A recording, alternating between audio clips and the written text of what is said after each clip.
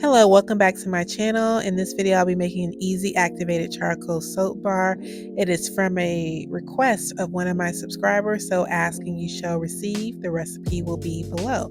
So I'm using coconut oil, olive oil, and then essential oils that I actually got from Walmart because I wanted to make this an easy process.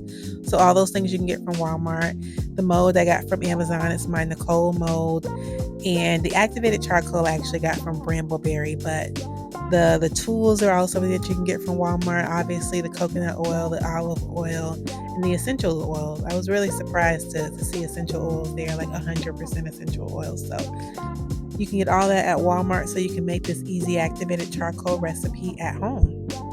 So ideally, you want your soap temperatures to be below 120 and then within 10 degrees of each other. So that's what I try to achieve when I'm making my soap. So here I'm just going to be adding my lye solution to my oils, and this is just a 1 pound mold, so that's why it's a smaller container.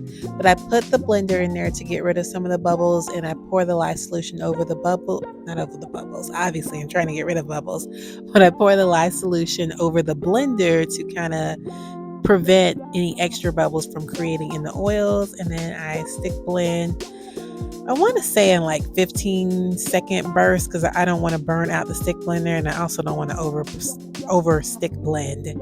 So that's trace. You definitely want to stick blend until you achieve trace, especially when you're first starting out. And trace is just when you can see the soap lines on the top, and it lets you know that the oils and the lye solution have fully incorporated and it's ready for pour. But here I am adding my activated charcoal, and the batter wasn't dark enough for me. You see, it was kind of like that grayish color, so I added more activated charcoal just to darken it up. And when I'm adding activated charcoal or any coloring or fragrance oils, I like to use my spatula to mix it, because if I use the stick blender, I risk over blending, especially when I've already achieved trace and I don't want a thick batter.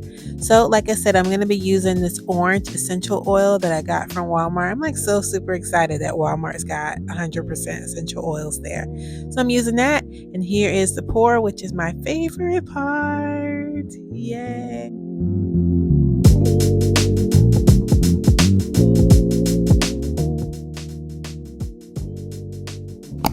And the banging on the counter that you see is just to get out any air bubbles that I obviously can't see. And these Nicole molds have a lid, so I put it on the lid and I put it on a heat pad to force it to go through gel phase.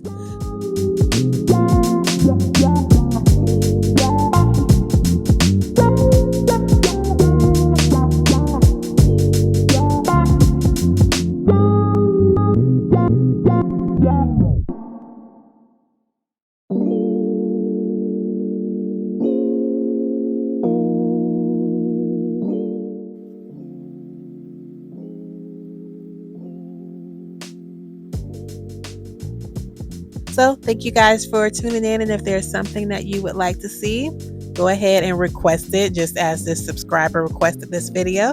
And I hope that that specific subscriber enjoyed this video. And for now, black hands are out. Bye bye, guys.